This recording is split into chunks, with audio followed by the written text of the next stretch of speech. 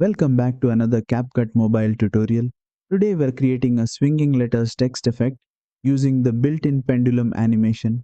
It's simple, stylish, and adds a lot of life to plain text. Let's get started. First, open your project and head to the text option from the bottom toolbar. Tap on Add Text, type whatever you want, and then go into the Font tab to pick a style that matches your video: bold, elegant, playful, anything you like. Once your text is ready, tap the animation tab. Now switch to the loop section and look for an animation called Pendulum. Apply it, and you'll instantly see the text begin to swing left and right, just like a hanging sign or a pendulum clock. It gives a natural, smooth motion to each letter. To refine it, adjust the duration slider. Slide left for a fast swinging effect. Slide right for a slow, gentle sway.